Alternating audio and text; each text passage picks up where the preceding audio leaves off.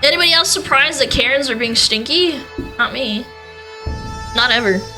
Alright, I'm ready. Uh-oh. So this is hilarious. Collective Shout is in the news once again because their co-founder, Melinda Tankard-Reist, had the bright idea to make a tweet about what exactly?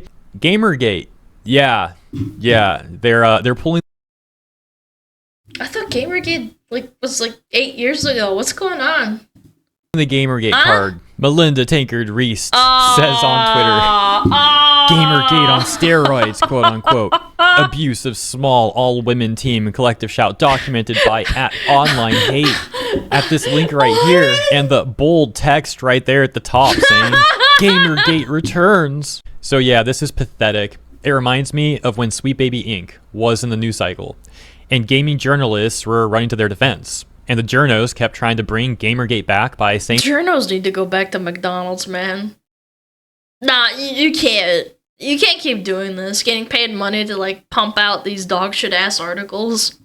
Things like, Gamergate is back, but just as hateful as before. Meet Gamergate 2. Even the rhetoric is similar to Melinda's tweet, where she essentially said, gamers are abusing a small all-women team. Compared to how in the context of SBI, journalists were saying stuff like, hateful gamers are targeting small DI firms. They constantly try and frame these organizations out as small and weak because the truth, the reality of what's going on is terrible for their optics. They have the most power. They literally made MasterCard bend the knee. What are you talking about, small woman team? Allow me to explain. The reality is individual gamers are criticizing these organizations, and by default, these organizations already have more power than individual gamers. But on top of that, they also have their journalist buddies at major corporations and even government support all backing them. In other words, the reality hurts the narrative where they're trying to paint themselves out as these weak victims.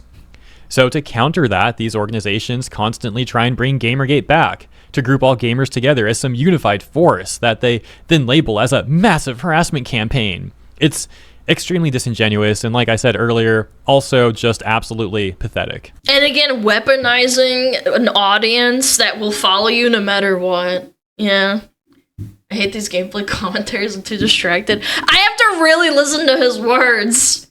Yeah, I'm really paying attention and not trying to get distracted by the Marvel rivals, dude. And so that takes us back to Melinda Tankard-Reist's tweet here and this article from @onlinehate, which is some organization in Australia. No surprise.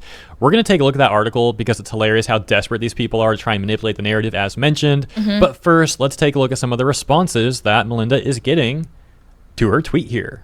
We got Madam Savvy laughing, saying, you had to cover my face because you can't show a woman is disagreeing with you.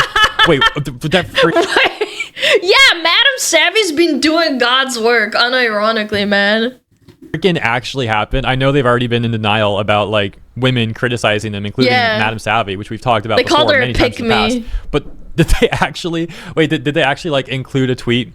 I'm assuming this is what happened. They include a tweet from Madam Savvy and then block her profile pic because again they don't want to show a woman is disagreeing with them. Okay, you know what? We're going to go right to the article now. That's just way too funny. And so, yeah, that's exactly what happened. This is a tweet from Madam Savvy. As you can see, they have not just censored her profile pic, but they also censored her username. Oh, we can't show Madam Savvy on there. We can't show evidence of women also criticizing us. That would go against our narrative that all the criticism is from these gamer chud men. And they also censored other people. They're so scared of when their own people call them out against them. It's so sad. Profile pics and username here. I believe, in my opinion, that they're doing this so they don't have to show evidence of women criticizing them, and also because they want to try and use this as a... I bet you if you wrote "I'm a woman and I think this is wrong," they would probably try and censor the "I am a woman" part. That's how far they'd probably take it. Virtue signal via proxy, aka, look, we remove the username and and profile pic of people because we don't want them to be harassed. Why aren't other people doing that for us? It's obviously a ridiculous standard. People are going to talk about the things that Collective Shout says, and they have all the right to post who said that specifically and like who they're specifically talking about and or criticizing for. If you don't want people to criticize your retarded takes, don't post them in a public forum. I know, crazy thought. For example, if people are criticizing a tweet from Melinda Tankard-Reist, they're going to show that tweet in full, including the username and profile pic. To expect someone to censor that stuff is ridiculous, and it only ends up helping them if people follow that ridiculous standard, because now we're missing context, and context is obviously important. Let's check out this conclusion that they wrote at the end. It reads, "The Online Hate Prevention Institute has been shocked by both the extreme nature and the volume of the content we have seen." The tags are misinformation, misogyny, and violent extremism. Chat, you calling up and telling Collective Shout that they're stupid and that you disagree with their moves, their desire to change and create censorship in video games and other forms of entertainment and media is extreme violence. Well, you heard it here first. People getting their legs blown off in, you know, far off countries. No, that's not violent. That's not violent extremism. Attacking Collective Shout, the women who work there, and those that serve on its board of directors. The Connect comes from accounts across multiple platforms. In some cases, new throwaway accounts have been created in an effort to anonymously post threats while trying to avoid any consequences. These are serious cases of cyber harassment, and there needs to be government responses, including international cooperation between law enforcement agencies. Because they're not in the US or Australia, so they're like, we have to find out where these trolls are coming from. Oh my lord, you're so are fragile. Not free speech, not even in the US, where some of the trolls clearly come from. This is an evolving story, and we will continue to provide support to Collective Shout and to monitoring the situation. Misinformation, misogyny, violent extremism. I'm like rubbing my eyes right now, bro. Like, am I seeing things? Like, did I just crawl out of a freaking like time capsule from 2016? Like, what is going on here? This sort of gaslighting has failed so many times in the past, and instead of learning from that, they just... Unfortunately, it still works. We've seen it so many times. It doesn't work as much because people are finally catching on and waking up, but it still works on a very, like, big majority that lives chronically online and just takes everything at face value. Oh, you're a woman, you're being harassed. It's because of all these incel chuds. By the same exact playbook. And while they shouldn't be getting threats, their example of threats are only these two tweets right here that essentially got no engagement. I mean, one has 3 likes, the other has 10 likes. In other words, it seems like they're really making mountains out of molehills for the sake of trying to dismiss all the criticism that they are getting and trying to paint it all out as like threats and harassment, etc., etc. It's very disingenuous stuff, in my opinion. Because, you know, there are tweets with thousands of likes that have been criticizing them with very reasonable, valid points. Yeah, they cherry pick. Like the whole, we need a new Luigi. Yeah, that's cringe. Obviously, you shouldn't say, like, oh, we should just get rid of them in real life. Like, no one cares. Miss very disingenuous stuff, in my opinion. Because, you know, there are tweets with thousands of likes that have been criticizing them with very reasonable, valid points. And again, they're not addressing that stuff. They're just trying to paint all of the responses out as hate and harassment and threats, despite the fact that the great majority of responses they're getting, probably 99% of them, is, as mentioned, valid, reasonable criticism. But I'm starting to sound like a broken record a little bit. You get the point, surely. So let's go back to the responses they're getting here on this tweet that Melinda made. We already saw Madam Savvy laughing at them, saying you had to cover my face because you can't show a woman is disagreeing with you. Ha ha ha. And let's take a look at some others. Excuse me, if anything, the abusers are Collective Shout. You claimed you are a small all-women team, huh? Would you care to explain these names? Board of Directors, Martin Splitter, Chair, Male Australian, Craig Rowley, Treasurer, Male Australian, Dr. Andre... They're female allies. It's different. Ray Obeler, Managing Director and Secretary, Male Australian. Robin McNamara, CTO, female... I wasn't planning on like reading all this, but you can clearly see there's a lot of males. According to this, I would actually think that it's a majority male, or at least 50-50. It's a lot of male members.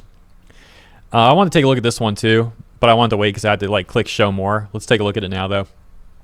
You and your hive of screeching hags are not victims. You are self-righteous, narcissistic busybodies who messed around and didn't want to find out because you've been used to avoiding accountability and consequences by rolling out the buzzwords sexist, misogynist, hate, harassment, etc. to try and make you sound... It's the same people that cry transphobia just because someone did something bad or unlikable, and then if you disagree with them, they hide behind the whole trans thing. The exact same thing. Oh, I'm a woman. I'm weak. I need to be listened to.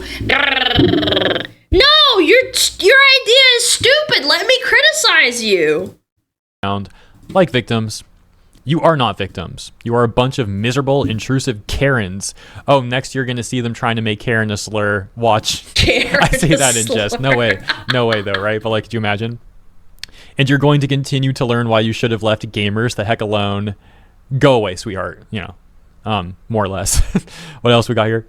You started a war against an entire generation's culture. You do realize you're not going to win this war, right?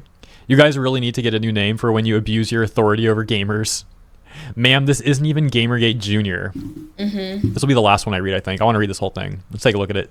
It already seems like bro's kind of cooking a little bit here. Ma'am, this is not even Gamergate Jr. You and this website don't even understand what Gamergate was. And I said bro, my bad, okay. I'm a 43-year-old woman. I've been gaming my entire life. My 64-year-old mother was a gamer before me. Based much for these two? Based ladies here? The only reason you are getting attacked, quote unquote, is because you chose to get involved in stuff that is, frankly, none of your business. You have chosen to leverage government and corporations to exert control over people who want nothing to do with you and literally wouldn't care you existed until you chose to interfere with their chosen hobbies. Yeah, it goes exactly back to what I said with how these incels didn't care about politics. They just wanted good video games. You mess with their video games, they will lash out. You poked the hornet's nest and now you're upset that the hornets are pissed at you. Organizations with powerful friends, to put it simply, try to manipulate the narrative and make themselves seem like these weak victims when that's not what's going on. You'll cry and say it's for the children or for women's rights, but I'm telling you right now, you are interfering with my rights. Well, I may not play the games you've had taken down, but I'm well aware it's only a matter of time before you are interfering with games I play. Games that have literally gotten me through some of the most depressing points in my life that helped me survive. And because you don't like it, you want to remove that, that's why you are quote-unquote under attack. It has nothing to do with your sex and everything to do with the fact you came after us first. Worse, you refuse to admit that not all women agree with you. You pull out the same tired BS and deny our ability to self-determine. Leave us alone. Dang, And you speak like for all women. It's like the same people that virtue signal on Twitter and TikTok and say, I speak for all Asians, or I speak for all white people, or I speak for all black people. It's like, who made you the ambassador? Hello? Who appointed you? Knew this tweet cooked. I could tell at the beginning. Yeah, this was a great response from the abysmal critic. Yeah, I think I'm going to leave it there. I think that's like all the main stuff. Great response to close it out on. What do you think about Collective Shout's latest damage control with this organization, the Online Hate Prevention Institute in Australia, writing this article and them all bringing up Gamergate? Yeah, I don't think this is going to be a good approach, obviously. I think this is one of the worst responses they could have went with, and they went with it. So yeah, I'll see you in the responses. And if you enjoyed my coverage, please consider liking and or subscribing. It helps out greatly. Appreciate you, and I'll see you in the next one. Australian Karens are so powerful, man. The amount of power they hold is insane. They did this for so many things in Australia.